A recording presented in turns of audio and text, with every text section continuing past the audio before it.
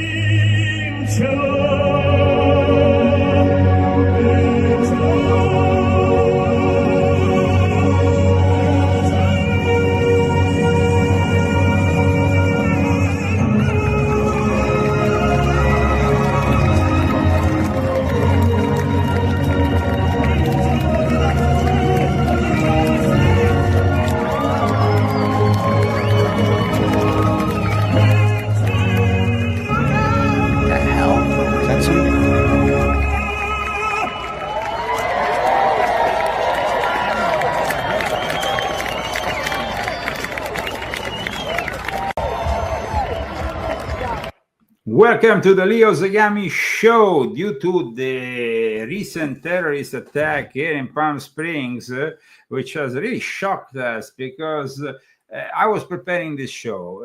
It was like 10 o'clock in the morning. Christy was... Where else? I was in the kitchen making pizza. Making pizza. And suddenly I was shaken. She was all shook up. No, well, definitely I was all shook up because, guys, this was worse than an earthquake. It was like boom. And initially, like I said, I thought it was an earthquake, but soon after we discovered this it took a while though, because as soon as it happened, what it felt like to me was just a big boom. Yeah, but soon after I said this, after I saw there was no information regarding an earthquake, I said this must be a bomb. But obviously, a bomb in Palm Springs is something unheard of. And apparently, there's been a attack on a fertility clinic. We're going to be showing you some images. In the meantime, we want to thank all those who have tuned in, even if we have anticipated by an hour the start of our show. Because we wanted to also discuss a little bit this attack at the fertility clinic. And then, of course, we will go into the topic of today, which is top secret UFO files and Adam's manipulation genes. But first of all, let's thank our sponsors. Okay, so this week we have Malgry Zadaminta, Daniel Estes, Christopher Zero, and Vladimir Zapata. Thank you so much for donating. I know it's hard to, donate. You take your hard-earned money and you put it for our show. But I want you to know we really appreciate, especially seeing new people that want to donate. It just makes us feel really good. And I just want to say thank you. And to everybody that bought the book, you've made it a bestseller, and we're ecstatic. So thank you so much. This is the book that has gone the best so far out of all of the confessions and all your books, actually, and my books. So it's done very well. It had a #1 bestseller on it.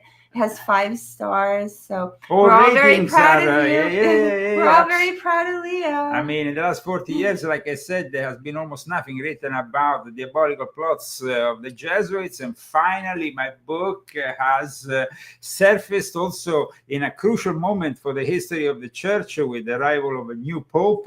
Guys, this book, it's a book that, of course, talks about an important subject, because the Jesuit order is not only a group of seemingly innocent priests. They are the ones who control the narrative, the education of the elite, the secret societies, the Freemasonry, the Illuminati, the think tanks.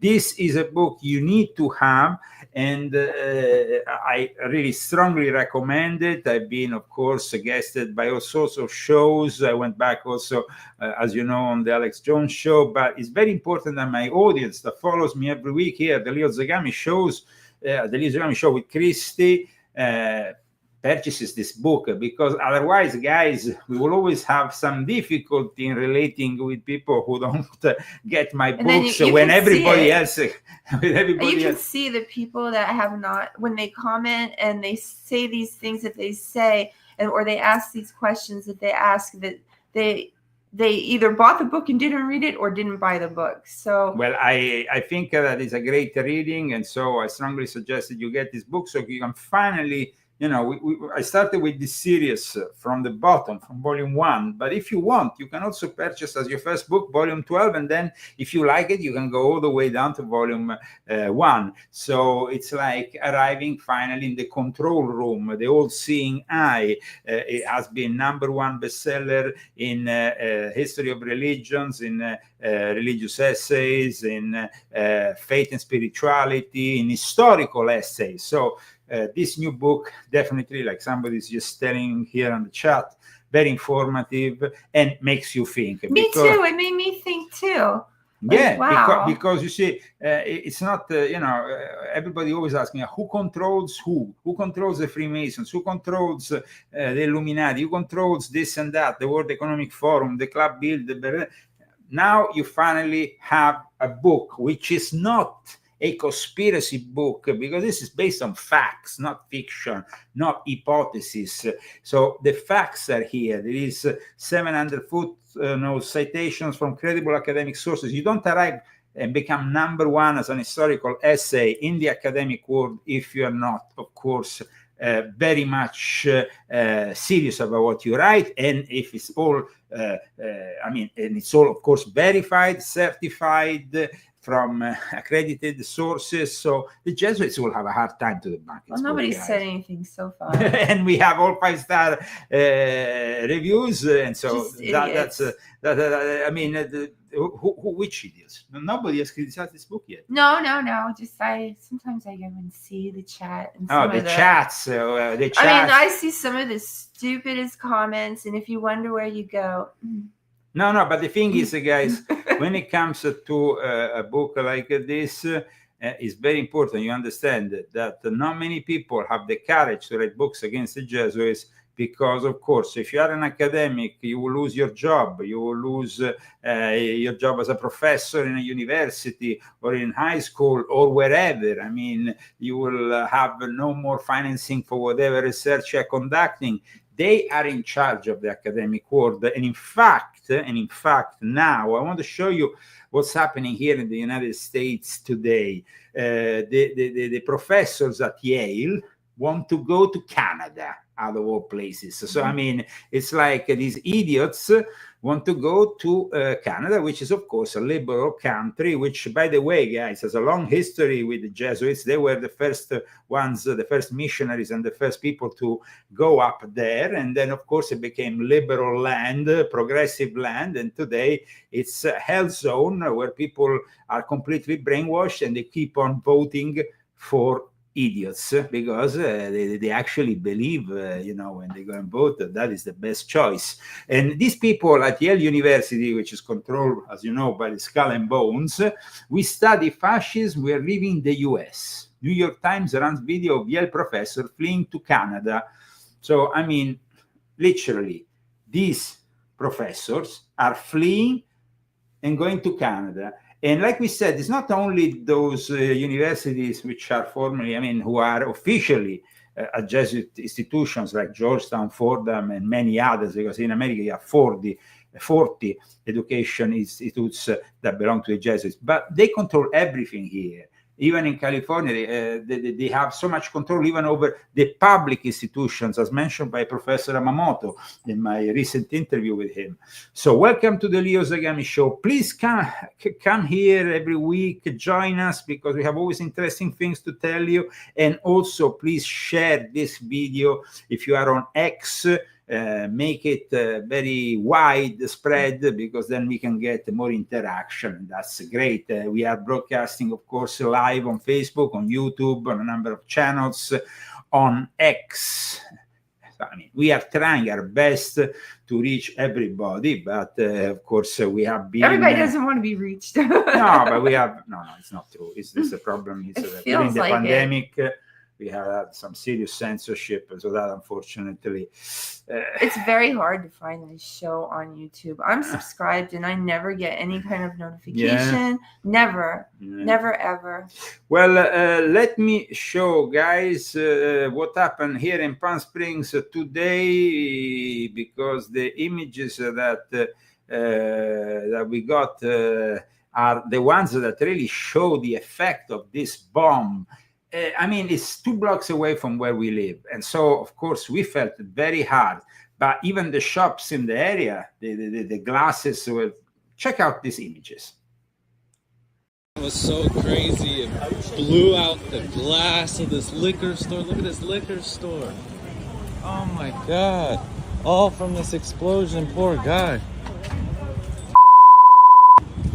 This liquor store got up from the explosion. Look at this, dude. Crazy explosion. Glass and everything everywhere.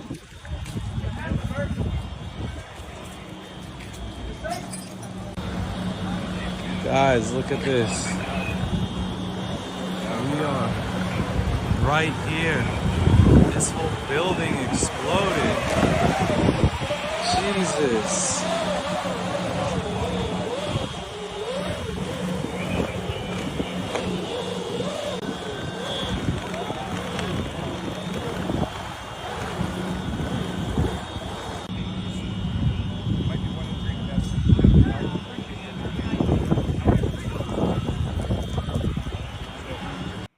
One person reported dead, so at least one person reported dead. There is actually even other images from the New York Post that we might be able to share.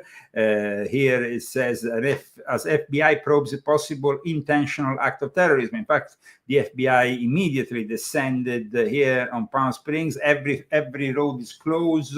You can see here the images I mean, here, this is like the main road I go through every single day to get downtown, and I live literally 2 blocks away. These are rest of the body on the road. I'm so sorry, God. It's just terrible. It's the rest of the human remains were actually scattered all over the road, so it was pretty disgusting.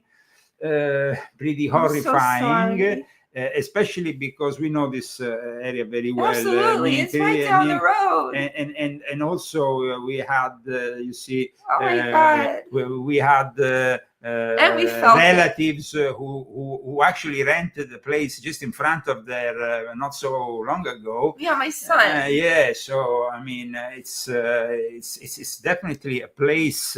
Which, as you can see, what evil would do this? What evil? I mean, it's just evil. It's a fertile clinic, so we can imagine that either is a false flag attack, which is highly possible, guys, which means they want to create hate and instigate it through an attack like this, like they did many other times, even on 9/11. Or otherwise, we are in front of some fundamentalist who is against the fertility treatments, but also let's not forget that there can be something to do with anti-abortion, so on. I mean, we don't know yet We don't have a full account, so it's just a matter of speculation at the moment what went on in Palm Springs today. Like I said, I was shocked, and Christy saw me shocked. I mean, she doesn't usually see me shocked when I was calm. I mean, I usually, when I have, I mean, we went through many earthquakes together, me and Christy, even in Long Beach, a very big one here, and other times.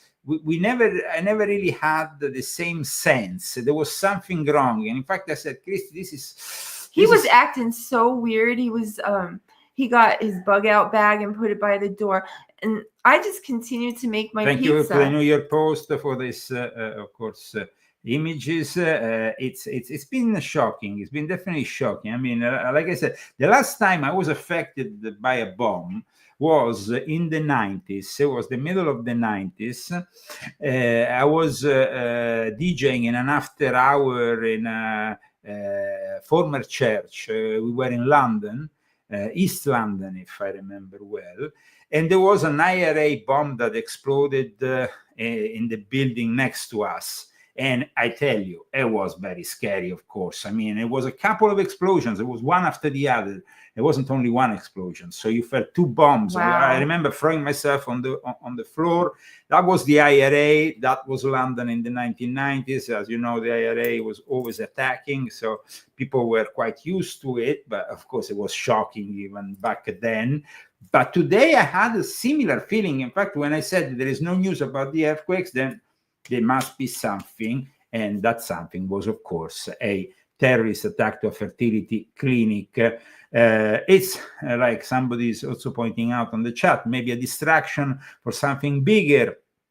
It could be a false flag, of course. It could be a false flag because this is like the headquarters of Libtard Central. I mean, here is a place of vacation for many of the Hollywood elite. Many people come to Coachella also for the festival, but they spend their time here. There is all sorts of people have villas from here to La Quinta, including Justin Bieber, just to mention one. But I mean, it can be, I mean, there is really Brad Pitt, anybody. The Kardashians. So I mean, Obama. There is a lot of people that, of course, reside in this valley. In this Palm Springs is well known. We never really suffered though a terrorist attack. So this today definitely seems to be of great gravity, and it's intentional, of course. Now, we know that 50% of the population of Palm Springs is, of course, LGBT. Then we have another 50%, which is minorities, mostly Mexicans that work here as in the restaurants, in the bars, and so on. So that is the kind of mix we have here, aside from, of course, the tourists, which make up a large part of the population during the main season, which is most of the year, because here it's quite hot most of the year. Today it's really strange out. Yeah, I mean, it's very windy. It's very windy. So we have an unusual kind of wind, and then suddenly this explosion that, of course, it was very strong because it destroyed what? It destroyed the glasses of this shop. Blew out the glass of this liquor store. Look at this liquor store. Oh my God. All from this explosion. Poor guy. Oh man, that this must liquor be store terrifying.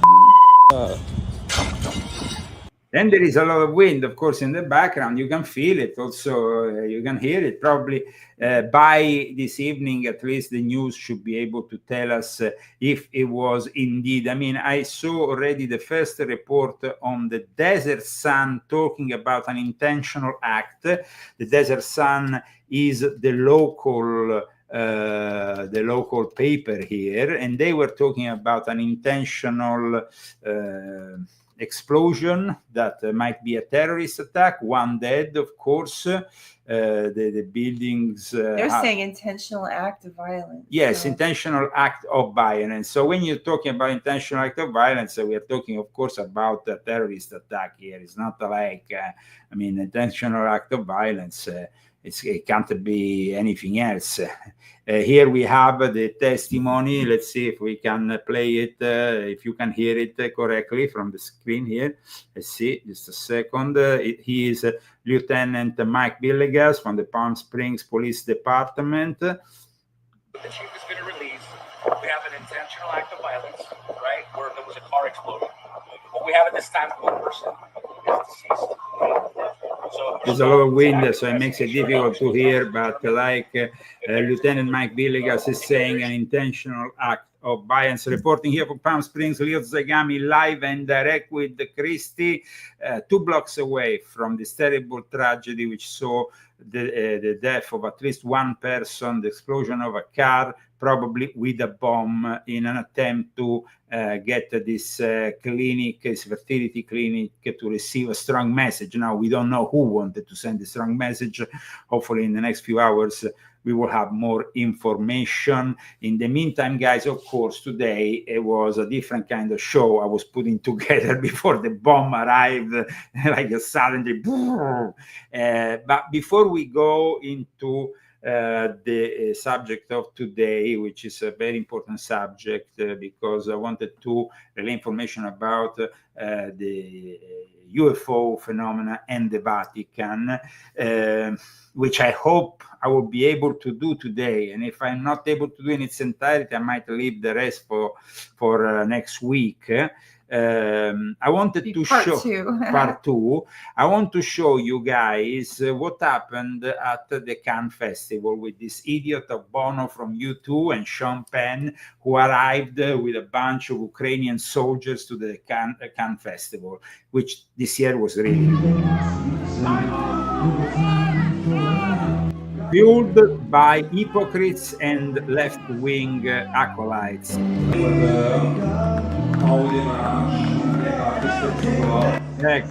This guy who often goes to the Bohemian Grove and probably takes it up the rear in front of one of those big trees up there in the Bohemian Grove, is often seen there. He was present there with Sean Penn and all these soldiers. But what I wanted to show you also regarding the Cannes Festival, this year really, it was like the worst scumbags were all together joining in an anti-Trump movie that is coming out now called Eddington. And I want to tell you more about this anti-Trump movie because, of course, we have lived together the pandemic. We had 17 channels removed during the pandemic. We know the truth about the pandemic and how they forced later on the vaccination upon people, vaccination that is still killing or creating problems for millions of people. This actor, Pedro Pascal, quite famous, says, "Fuck the people that try to make you scared." Of course, he's talking about Trump together with Joaquin Phoenix, Emma Stone, and Austin Butler. They were asked if they were worried about re-entering the US after making a film with such a strong political message. Oh. Well, they should be. You're not supposed to say that. Well, this film apparently it's in some way treating the MAGA movement as a bunch of crazies in the imaginary town of Eddington in New Mexico during the pandemic. We're going to be, of course, analyzing this movie when it comes out, and it's going to be interesting to see. Before going elsewhere, I want to show you also Joaquin Phoenix starring in this COVID era whatever thriller. What is it? These actors are sick. They are sick. but they said set in sick America. These are the real sick people, privileged bastards from Hollywood who really, I mean, they should just stay in Europe. I think Europe, especially France, I mean, they will find it very good. I mean, Jesuit Europe, as I describe it in my new book, was created, the European Union, by the Jesuits during the Second World War. They united these former enemies, Germany and France, to create this axe so they could control this bunch of idiots who have no weapons, no freedom of speech, no freedom of expression. I had to flee Europe. And so what is written here also about the foundation of the Bilderberg Club by the Jesuits is essential. Volume 12 of my confession, Secret History, Secret Societies, and the Politics of the Jesuit World Order and their Luciferian Court, made up of Freemasons, Illuminati, and so on. Then you have even Angelina Jolie, who had something to say about, she arrived in Cannes, another left-wing acolyte. She was criticizing, of course, Trump's 100% tax on global cinema. Trump wants to make Hollywood great again, but Angelina says she loves global cinema. Anything to make it more accessible is necessary and welcome. Ooh, this is Angelina Jolie. Oh, and of course, this is the kind of people that love, and then in Gaza, and then talking about Ukraine and all that. I mean, these people. Privileged pricks, idiots, hypocrites. God, one day, will send you to hell. That's just so you know. And then we can, of course, move forward before entering into the topic of the day. What else? We have Trump has let the white Afrikaners persecuted in South Africa by blacks here in this country, and of course the Episcopal Church has is not accepting them, is refusing to resettle white South African refugees. And in this book, I explain how the Episcopal Church, the one that was condemning Trump from the pulpit, is a Jesuit institution that in no way should be supported. And so this is very important also. And then, of course, somebody said, don't forget AOC. AOC, I mentioned AOC in this book because she was presented by the Jesuit America Review in 2018. So read the book and you will know more about it. Now, in regards to Melania Trump, this is a shocking news that comes from Slovenia, from her native Slovenia. Her statue was severed from the base and stolen. These animals are active all over the world. I didn't really like the statue, tell you the truth. What is it? I mean, it's supposed to be a statue of Melania. Oh, God, I'd be happy they took it down. I mean, I was thinking that maybe Melania herself. Maybe she did it. I'd do it. Melania. Oh, I didn't do it. Yeah, I think. I mean, I'd chop it off at the feet, too. Chop it off at the feet, too. So that is news instead regarding Melania Trump. In regards instead to what has been going on yesterday in Istanbul, we know it was a complete failure. There was nothing, 2 hours wasted. Nothing came out of it because Trump, of course, said until he meets, and he will meet soon, as national security advisors have just announced, he will meet soon with Putin, nothing will happen. Yeah, that's for sure. I mean, guys, how can something happen with a bunch of incompetent people, and especially warmongers like the ones in Europe, von der Leyen saying that Putin doesn't want peace? Well, this is what Trump said. Are you disappointed in the level of the delegation that the Russians sent to Turkey? I don't know anything about it. No, I'm not disappointed in anything. Who are you from? BBC News. I'm not disappointed. What would I be disappointed? We just took in $4 trillion, and he says, are you disappointed about a delegation? I know nothing about a delegation. I haven't even checked. Look, nothing's going to happen until Putin and I get together, okay?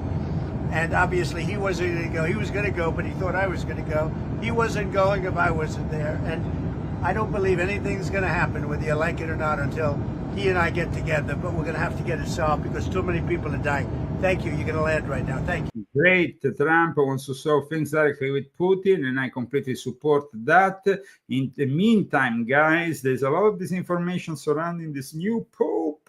yes, because because this new pope said a family is constituted by a husband and a wife, a man and a woman, which is, of course, something that shouldn't even be stated. It's normal. It's God's will on this planet to have a man and a woman, because without a man and a woman, you can't have a child.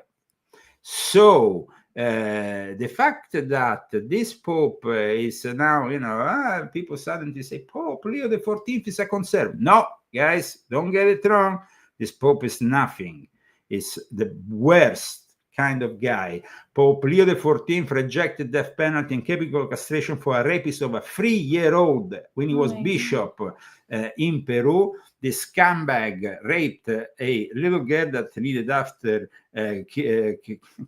a surgery to reconstruct her intimate parts, and he rejected both the death penalty as well as the chemical castration of this pedophile. So, dear people who think this Pope has even this much that is good, this is a wolf in sheep's clothing, and I have written about it, of course, on leozagami.com, where you can find my latest article on the subject, which I highly recommend for all of you. So when you have time, go on leozagami.com and read this article. Beware of Leo 14th, a wolf in sheep's clothing, ready to fight Trump and establish the one world religion. And of course, a protector of pedophiles, like I already stated from the first day. Now, we can maybe move on to the topic of the day.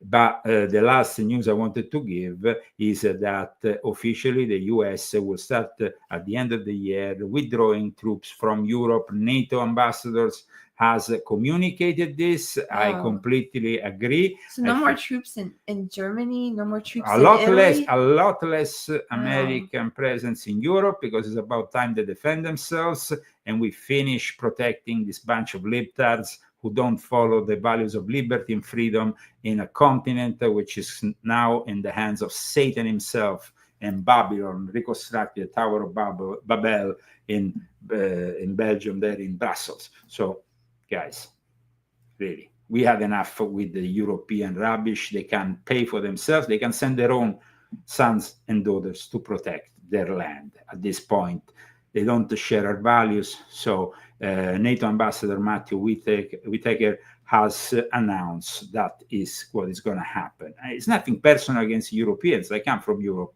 But if you don't share our values, I mean, what are we going to do? Okay, continue protecting people in Europe? I mean, there's no freedom of press, no freedom of expression. In Germany, Alternative for Deutschland is threatened because they are simply different. There is a chancellor who seems more Nazi than Alternative for Deutschland, to tell you the truth.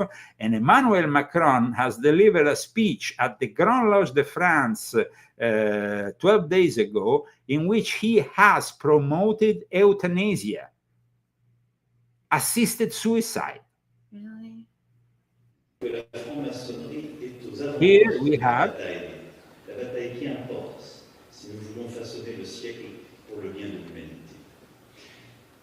Emmanuel Macron in front of the Grand Loge de France. Grand Loge de France was the same obedience that initiated Aleister Crowley. It was also the same obedience that, together with the Jesuits in the 1730s and at the Lodge of St. Edward, and here we go back to my latest book and the chapter of Clermont, they founded the high degrees that eventually became the ancient and accepted Scottish Rite. This is the work of the devil, guys. He's talking about laicity, he's talking about secularization. But let's not forget that secularization often, unfortunately, becomes Satanism. And then we have the crazies that, of course, lose it, or we have the false flag, like possibly this is what happened today in Palm Springs. So it's important that you realize, though, that in regards to the Grand Loge de France, it's not recognized at the moment by the Grand Lodges here in the United States, but it was recognized in the First World War.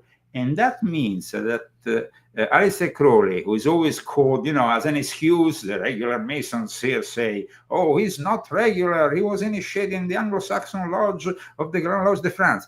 But then, in the First World War, it became regular. And so, retroactively, automatically, Crowley, who was a member, will have become regular.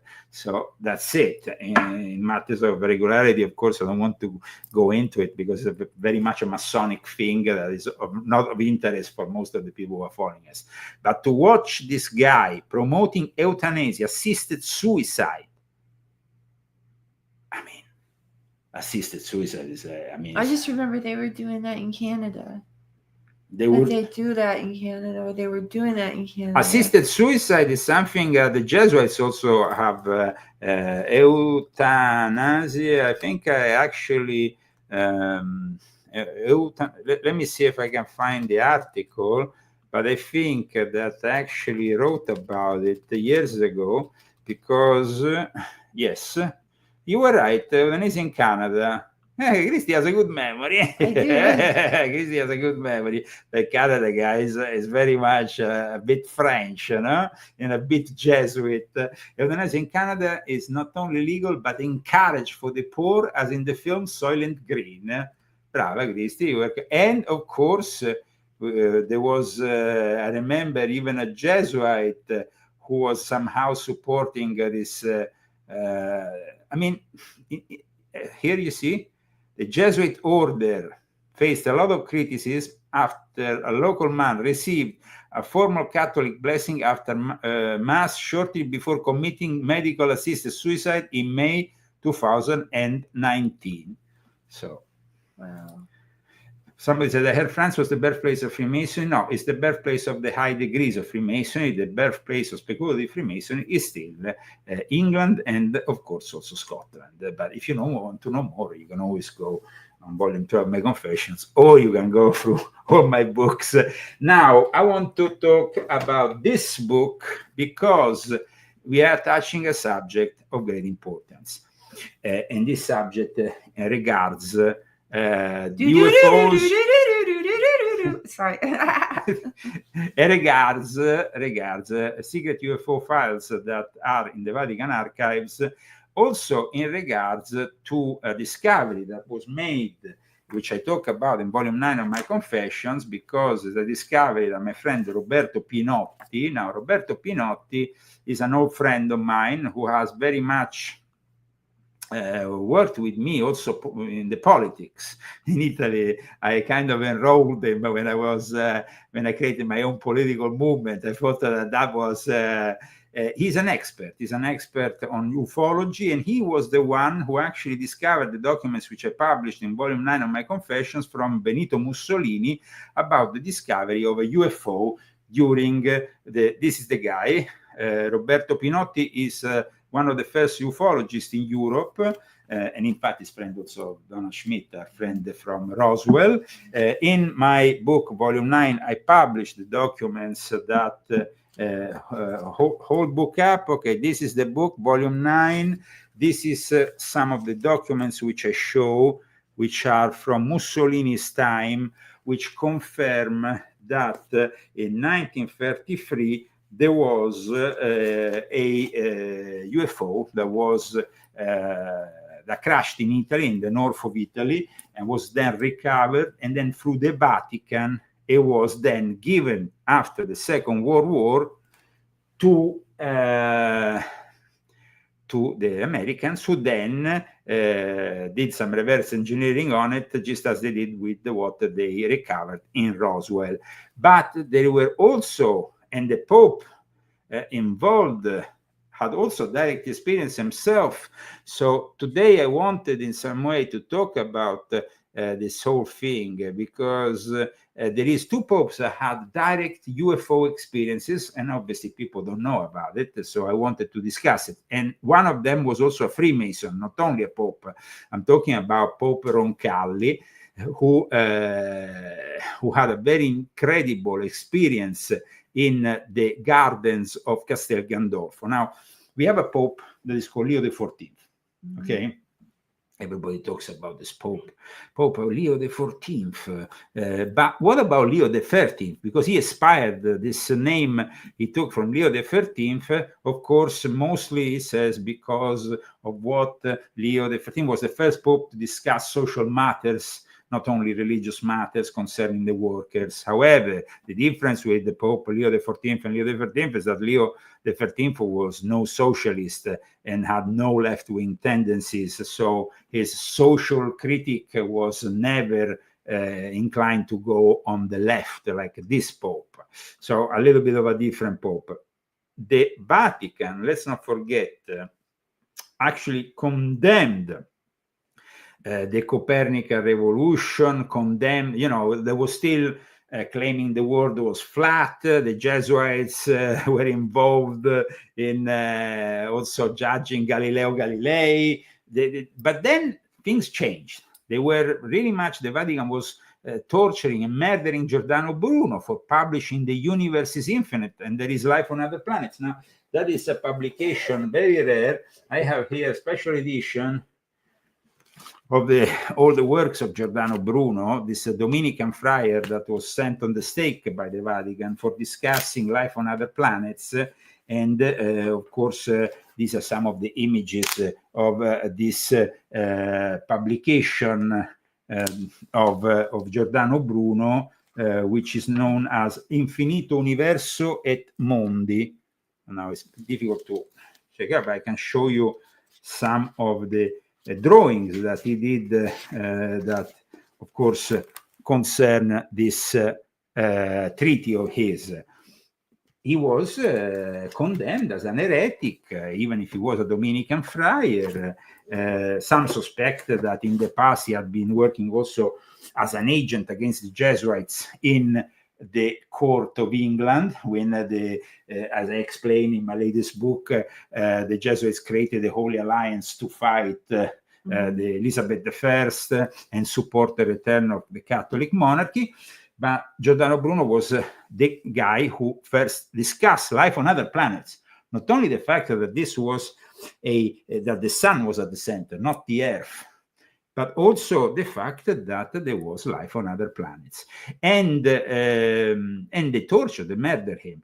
But then something happened, guys, because there was, like I said, two popes that had direct experiences. Now, one of them actually even met aliens. John the 23rd met the aliens. But going back to, let me rewind here because we don't have much time, but I want to make this a fascinating story for all of you. Pope Leo the 13th, not Leo the 14th, very important, opened the Specula Vaticana. There was the Jesuit had opened an astronomical center right at the time of Ignazio Loyola, as I explained in my book, on the ruins of the Temple of Isis.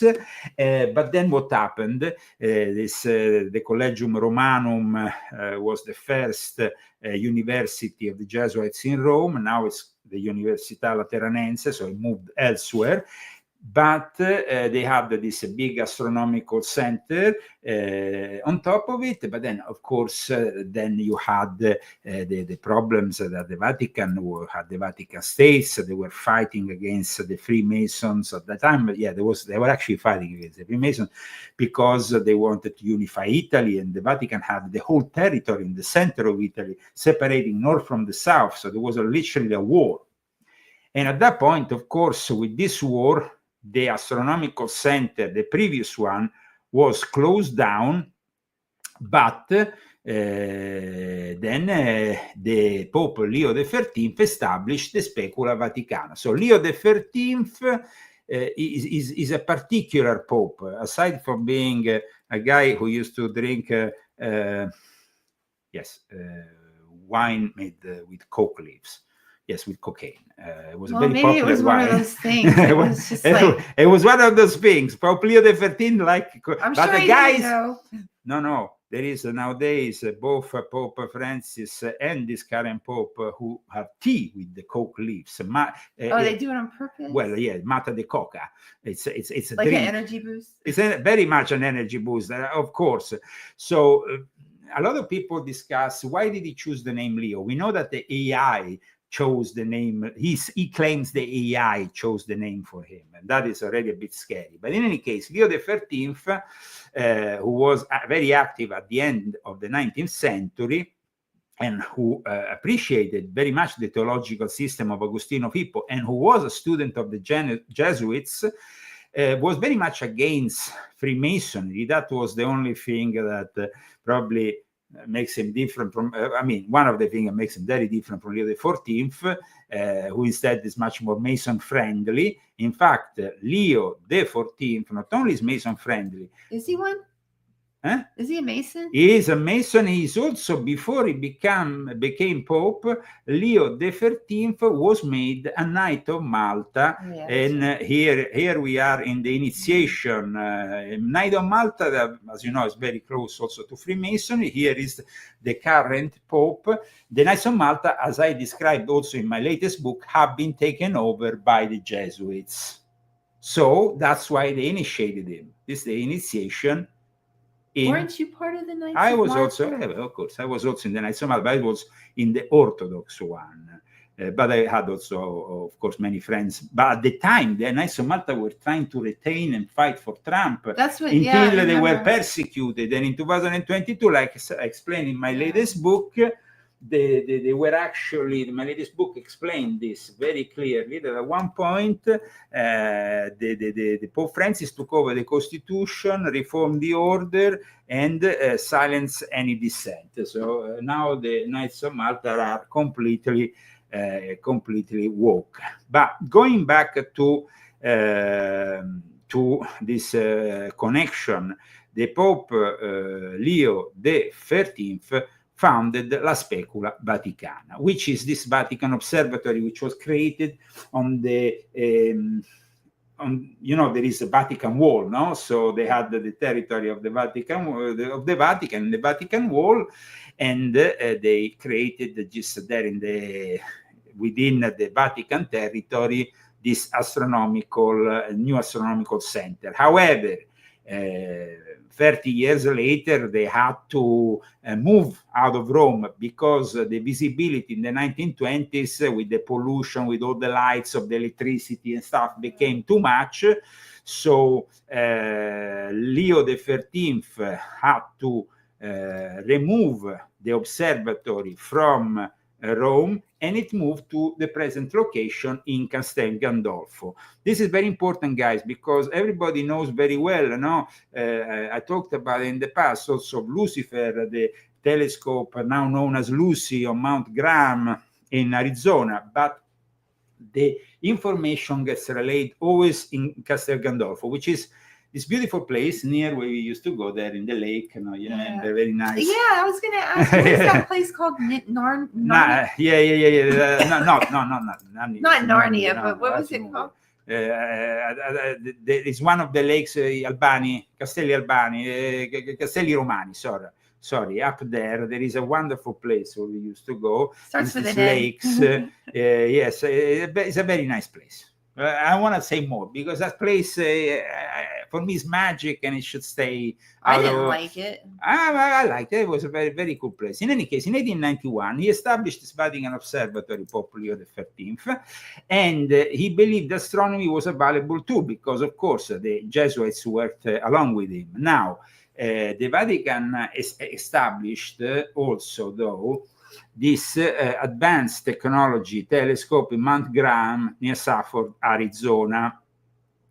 And this Vatican Advanced Technology Telescope is the one that is used to relay all the information also on Planet X and everything else.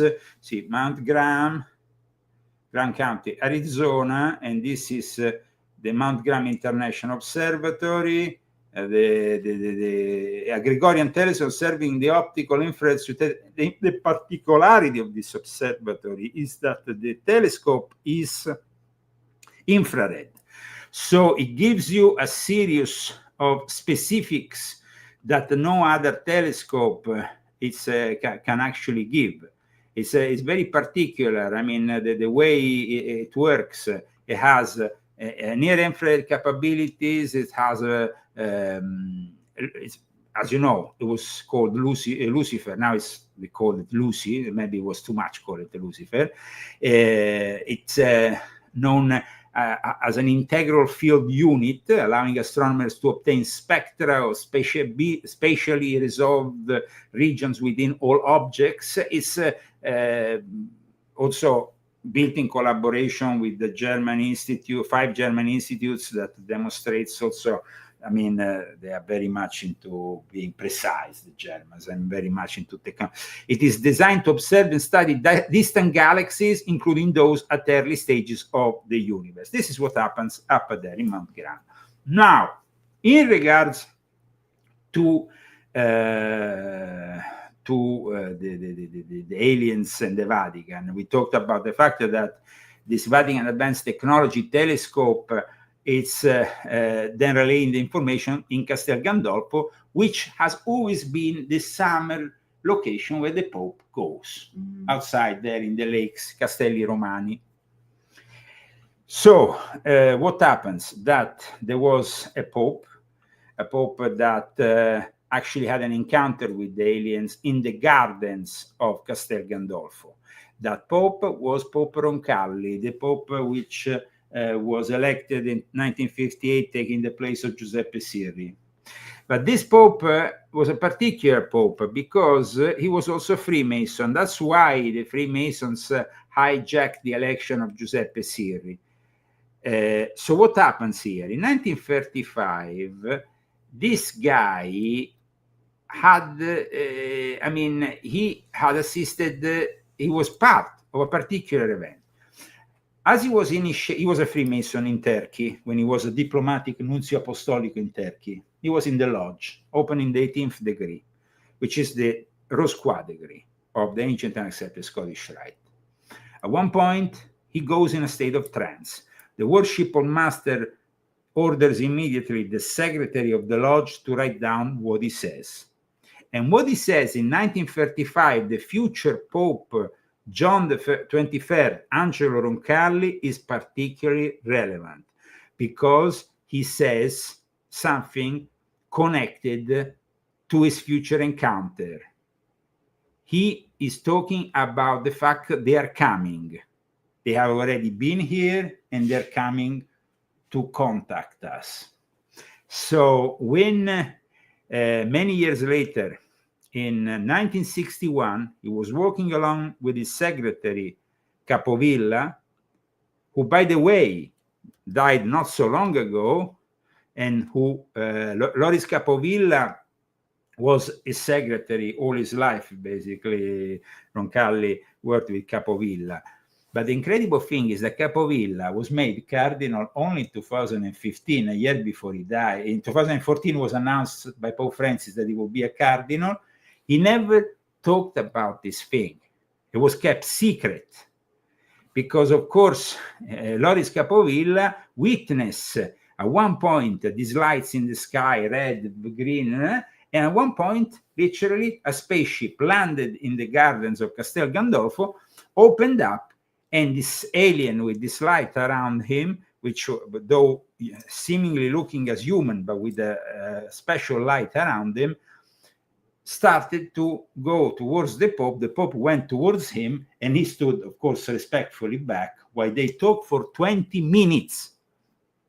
So what happened, and this is clear testimony also made, there is testimonies there. It's not like this is some But cases. it could be a demon. No, these were, I mean, of course you can have demons, you can have angels. It depends. But from the way, it wasn't a gray. It wasn't a gray. Okay. It was a being surrounded by light. Well, that could be. And Loris Capovilla, the secretary, of course, will relay this information. Other people talked about it. It was July. It was an afternoon of July 1961. And I repeat, it was right there where the Vatican has their observatory also, because aside from Mount Graham, they have an observatory also there in Castel Gandolfo, where the Pope spends his summer and where the Satanists go and celebrate satanic masses because they want to absorb somehow the papal energy. There was this whole thing. In fact, I have a whole book about all the black masses they do in the area. However, John the 23rd was described as the good Pope, had this experience. And this experience was eventually talked about and announced publicly in an Italian, very popular publication until the 70s known as La Domenica del Corriere. I remember there was this relative of mine in Sicily used to collect them and then gave them to me. And for me, it was great to read the Domenica del Corriere. It was like a very interesting magazine that came out once a week. And so, but there was at the same time, in the same period, events that were linked, of course, that were discussed 10 years before. There was at least an important event that was discussed, always in relation with the apparitions of Fatima in 1917. Now, the previous Pope had also apparently a Pius XII, the guy who apparently got elements of the spaceship retrieved by the fascists to the United States. And by the way, I talk about the testimony of David Gruge, about also who mentions the fact the Vatican has, but the information mainly comes from my friend Roberto Pinotti, who was contacted and given this information about the fact that the spaceship that was retrieved in the early 30s in Italy was then, immediately after the Second World War, thanks to the Vatican, given to the United States. Wait, I have to go for a minute. Okay. I have to cough so bad, so I'm just going to go and cough and come back. Go and cough and come back, no problem. So what happens was this, that Pius the 12th had also a UFO experience, but he had it in the gardens of the Vatican. It wasn't a direct experience with aliens, but it was Papa Pacelli, that's what his name, his surname, had an experience of these lights, of this strange dancing of the sun, and then there was this cloud that in a way unleashed this UFO-looking thing that the Pope talked about. And he talked about it in a moment in which there was a lot of discussion about a similar phenomenon that happened in Fatima, because the same day that Papa Pacelli, the future Pope, was consecrated Archbishop by Pius XII, the Sor Lucia dos Santos, and it was basically the one who, with the other two shepherds, witnessed in Fatima something particular. Now, this, you see, in the Catholic tradition, there is a lot of these Holy Mary apparitions. Yeah. And they are like Medjugorje. Medjugorje, it's another one. And they are all, the ufologists call them the apparitions of the Blessed Virgin Mary as relating to UFO manifestations. Yeah, exactly. Yeah, exactly. Yeah. Yeah. But in fact, Pio XII, when he saw this event in the gardens of the Vatican, didn't relate it to something necessarily religious, but something instead different. Aside from the fact that then there was also the prophecies that were given in Fatima to the shepherds, the prophecies that were, these messages, including the third message of Fatima, that was not given in its entirety by the church, that apparently was censored because these three children that witnessed the 1917 Marian apparitions in Fatima were also retaining secrets that could damage the church. And apparently Malachi Martin also said that the first secret of Fatima was never given in its entirety.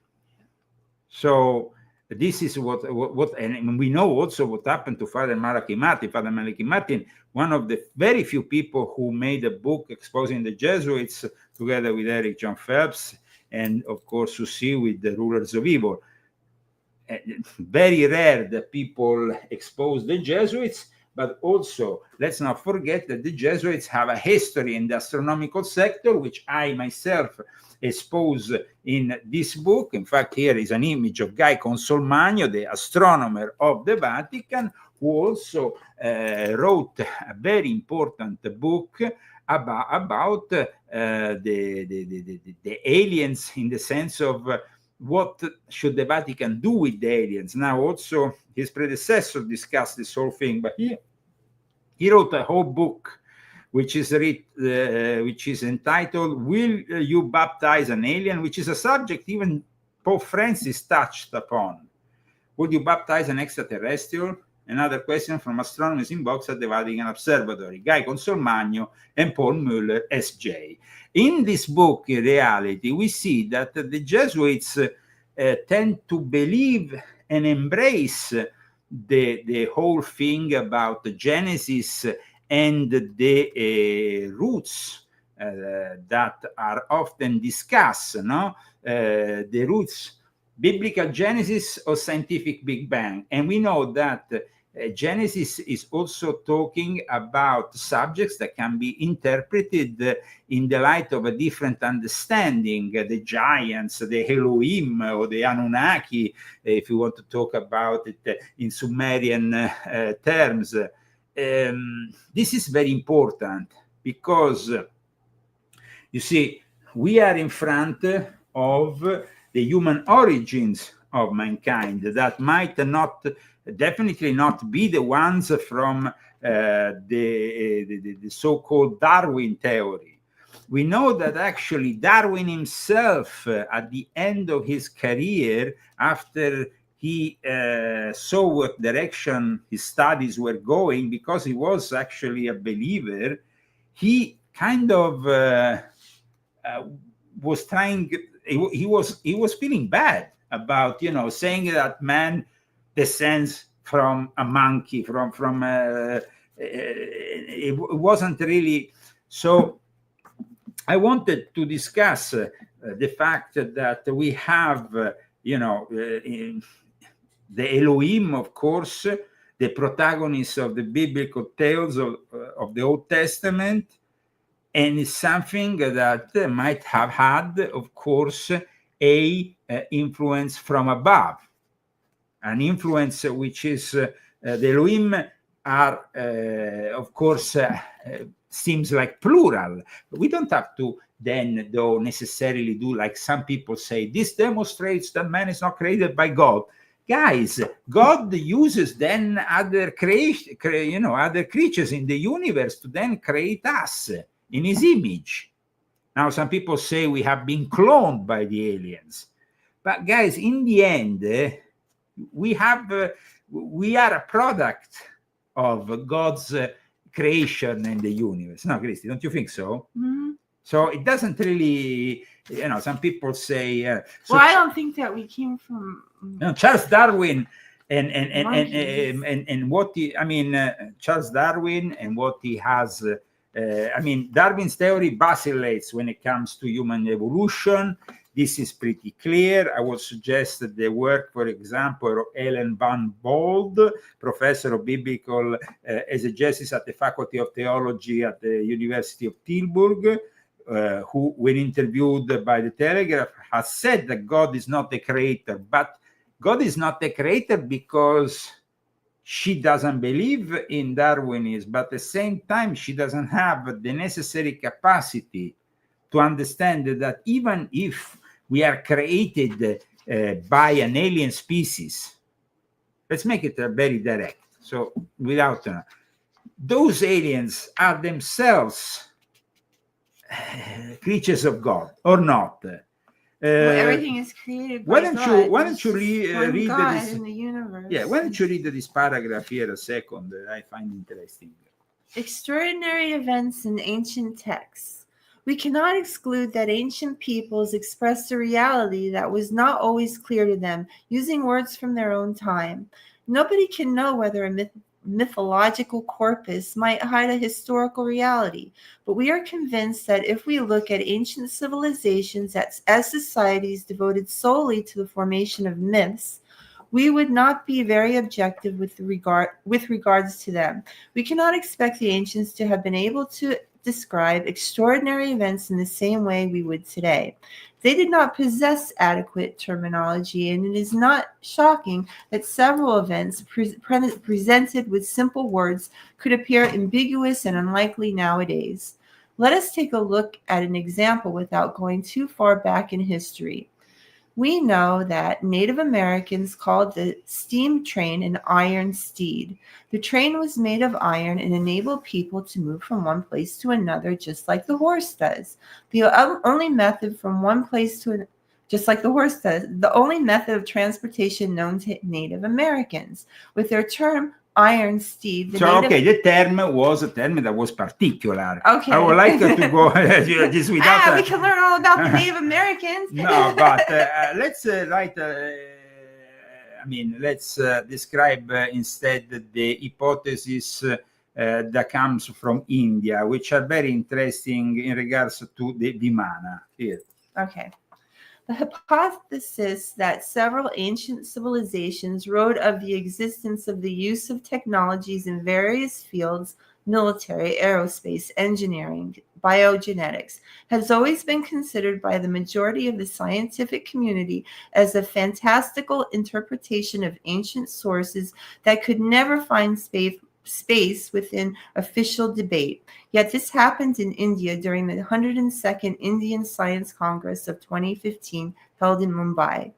This is one of the most prestigious international scientific meetings with more than 30,000 scientists among its associates, including several Nobel Prize winners such as Paul Nurse and Kurt Worthrich. During the section titled Ancient Sciences Through Sanskrit, the former captain of Indian Aeronautics, Arden J. Bondas, presented a paper that theorized that ancient Indian texts reported unusual flying objects with sophisticated technology. Bodhia suggested a scenario in which thousands of years before the Wright brothers built the first aeroplane, the skies of Earth were already flown over by flying machines. Now, very important, what also happened with Pope John the 23rd, as well as his predecessor, Pius XII, because what happened with Pope John the 23rd, he described, also, he arrived to describe in the most heated moments of the Cold War, 1961, there were also the space race just starting, people want to go on the moon. And Pope John the 23rd, who lived this experience, as we said, in Castel Gandolfo, declared in a cryptic way, from space we could listen to other voices. So a Pope is telling you we could listen from other voices. The Pope who had that experience in the Rosicrucian chapter within the Freemasonry, and he says, but these voices will reflect in any way the voice of our infinite Father. So he has a correct understanding. It's true that Elohim might be plural, but it doesn't mean that we are not created by God.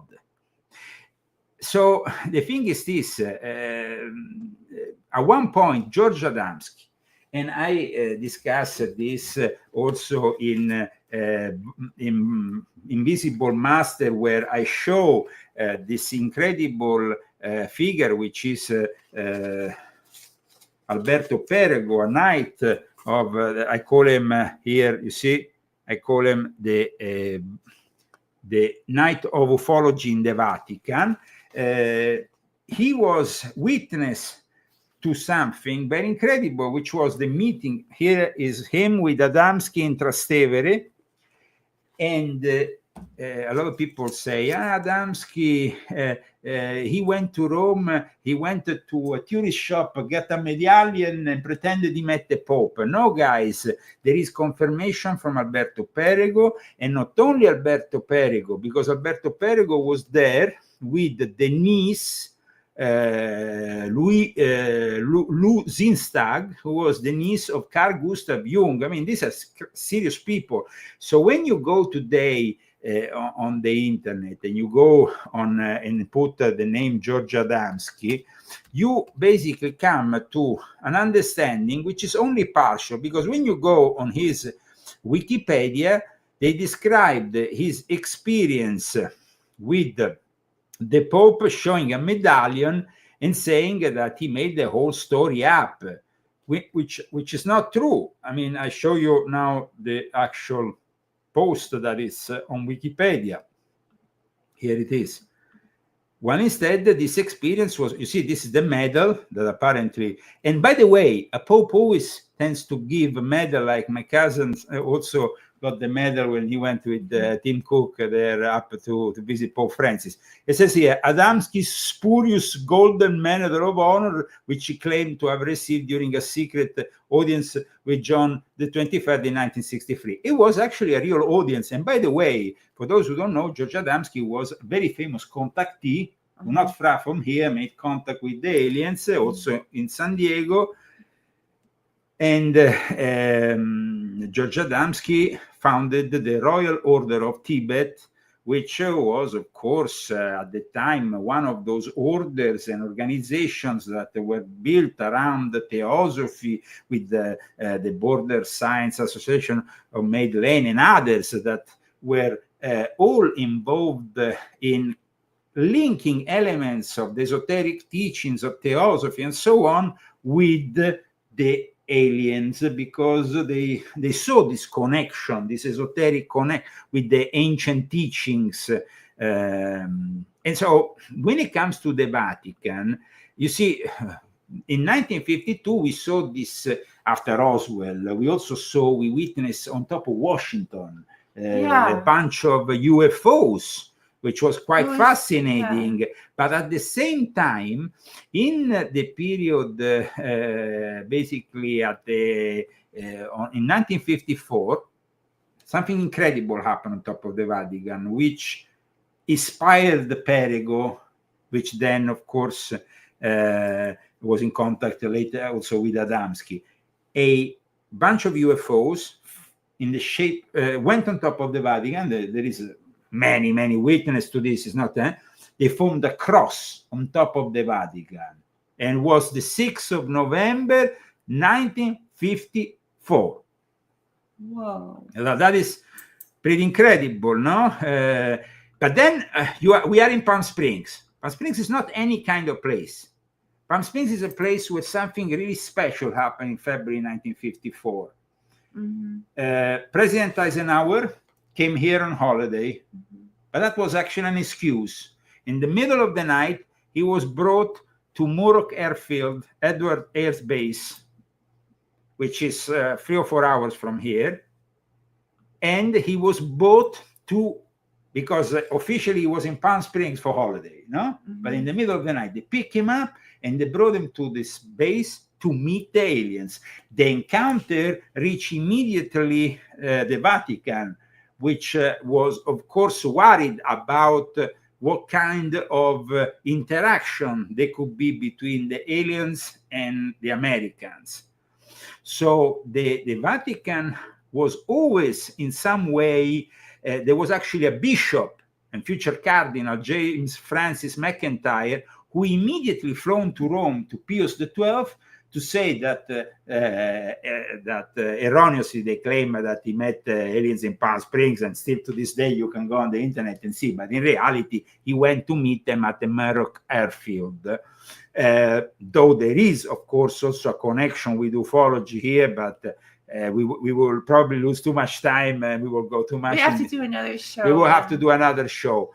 When you see the fact that the Pope was informed on the contact that the United States and the aliens were having, that those spaceships had been used for reverse engineering, and that reverse engineering, like I explain in this book, unfortunately becomes the basis of cyber Satan. So the Pope was actually, was the last Pope before the Masonic takeover of the Vatican, because with Ron Cully you started and then the Second Vatican Council.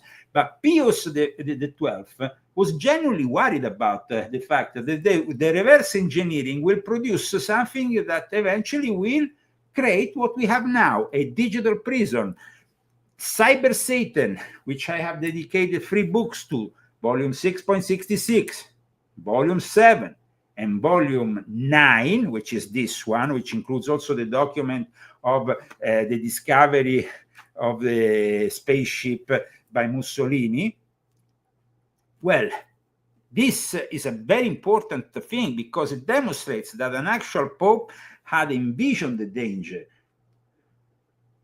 that Satan could lay a trap through this technology that was being reverse engineered by the United States. And today, guys, artificial intelligence is in fact the first topic that Pope Leo XIV touched as soon as he went in front of the cardinals. And the AI picked his name. And the AI allegedly picked his name. So this is quite interesting. So what kind of secrets is the Vatican archives really, what kind of secrets do they have? They definitely, like, Luis Elizondo, that famous, you see him all the time on TV, that whistleblower from the Pentagon who used to work for this mysterious Pentagon organization dedicated to the study of UFOs.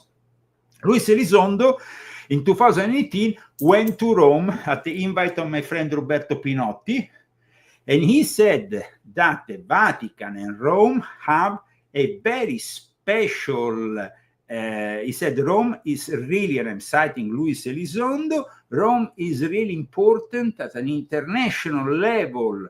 When you talk about the Vatican, the Catholic Church, Italy, NATO, the European Union, and even with Russia and the UFO element, Rome has a central role because of the Vatican. And he said that the American authorities know this very well. So now we have Pope Leo XIV expected to visit Fatima.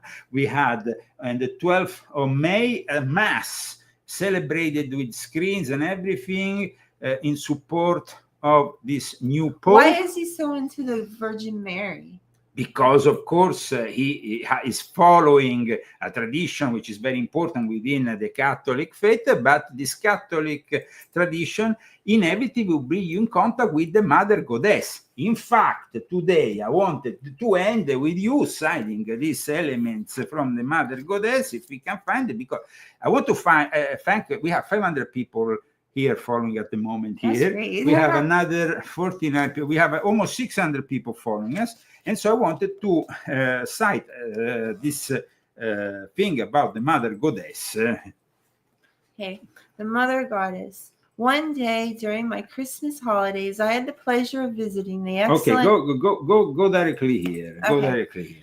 This cult was global and can be found throughout the Mediterranean So basin. the Mother Goddess is a global phenomenon of antiquity. That's why the Jesuits then picked it up and they built their whole takeover of the Vatican based on the Salus Populi Romani, which is in the Basilica of Santa Maria Maggiore, where the Pope was buried, is a church built on the rest of the Mother Goddess Cybele, just as the Collegium Romano. I feel something really strong. Yeah? Mm-hmm. Okay. And what's that? This Holy Mary is connected to UFOs, and Absolutely. And I feel like this Pope is gonna he's gonna be the one that brings this whole thing into the humanity, and it's gonna be the thing that's the really bad thing. That's what I think. You think, huh? Yeah. It's gonna be the thing. Well said. Let's not forget that Peru, where he was a bishop, is a place of alien contact. I mean, it's all connected. Yes. And then I think everybody also feels that something's coming really bad because we're all connected, because we're all together. We're all part of one, which is God. And so we can all feel it. And it's coming, and something very bad is coming. So, I mean, at least we have you to tell us about it. Thank you. So you still want me to read? Absolutely, absolutely. Okay. Okay. With time and with the migration of populations and the birth of complex cultures, the ancient cult of the mother goddess gave birth to a range of feminine goddesses that left traces in every corner of the world, especially in art, but sometimes even present in modern day religious and religions and culture. The roots of the cult can be found in Ishtar. But see this comparison. See this comparison here? All the mother goddess, all the mother goddesses. It's so strong, this UFO connection. All I saw was this when we went to Subiaco. Yeah. When I left Italy, though, the UFO thing just completely went away from me, even though we came to here and we went to Roswell and everything. But I felt this like really strong connection. And I actually thought that something was going to happen when we were in Italy, because I've been always feeling things, and I felt it really strong that there was going to be this alien thing that was going to happen. Like we were going to get them in our front yard or something. So anyway, can be found in Ishtar for the Sumerians and Akkadians. Yes. Artemis, Diana in Artemis, yes. Yeah. And these are the old goddesses. And Artemis, Aphrodite, Venus Aphrodite in Cyprus, Demetria in Ulysses, Bellona in Rome, Morrigan for the Celts, Isis for the Egyptians, Maca for the ancient Maya and Aztecs, Kali for the Indians, and Lilith for the Hebrews. Her presence in our daily lives is clear. It has simply evoked to have a purely religious significance. For example, Christianity has gathered those attributes, names and rituals of the cults of the Mother Goddess in the form of the Virgin Mary. Oh, okay, I get it. I get it now. Okay, but there is nothing original in this transfiguration. It is merely one of many that have taken place for the various peoples and religions. They are all similar and share the same root, which is lost in the dawn of mankind. I understand that I risk being accused of blasphemy, but I leave you to judge for yourselves. Thank you so much. We might have to return again on this subject, because it's fascinating. It's a fascinating subject that it's very difficult now to move forward, because we will probably lose another hour just to go through all the other information which I have also in my books related, like also regarding Zaccaria Sitchin, Gianmario Ferramonti, the Vatican, and everything else. I mean, these are things that require time. But in any case, we also dedicated some time today to the breaking news from Palm Springs, the bombing of a fertility clinic. So we had to, I'm sure we're all going to hear more about that in the next absolutely. few days, so. Now, I hope that you can all share this. I know that today we have almost 450 people on X. We then have a minor number following us on YouTube, Facebook, and Rumble. But please, guys, try to make this video widespread, the most widespread as possible. Put like, continue to support us through the purchase of my books, and of course also Christy's book. Christy, she has a fantastic book on cooking, Zagami Family Cookbook, Authentic Italian Cooking, which I always suggest that you can get, and you will transform your kitchen in a 5-star Italian restaurant. These are ways of supporting, of course. I wanted to just say also that I wrote 2 other books, Confessions of Illuminati Princess, Volume 1 and Volume 2. And they're like it's like an inside look. It's like the reality story of our life, because I say everything. I don't hold anything back. So, and it ends up being funny because we like to laugh. And so we always try to find humor in even the worst situations. So you'll find yourself laughing and then sometimes crying when you're reading my book. But I mean, it's really, I know it's like terrible to say your book is good, but I think it's good. I read a lot of books. Like those type of books, and I thought it was really good. So your book, yeah, that's good then. That's good. Get also Confessions of an Illuminati Princess, Volume 1 and 2, and we see you next week. Of course, if we get more sponsors, we will be able to come back to you more than once a week, like in the old days, but we need sponsors to do that, of course, my friends. Don't forget the new book, volume 12, which is mind-blowing. And we danced the last dance by Vincenzo Viceversa, who is also the author of this fantastic book cover. So he's very talented music-wise, as well as with with all the graphics. And then we have, of course, the images and the video by our friend Alberto Telepandemia. Take care. See you next week.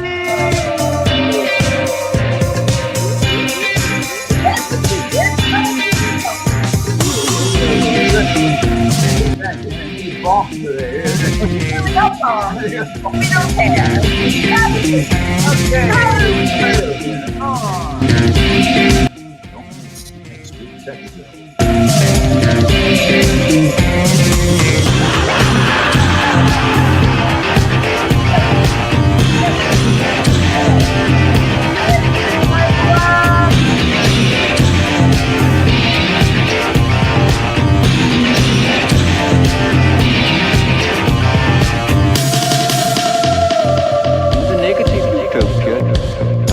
Technology, social organization, dehumanization.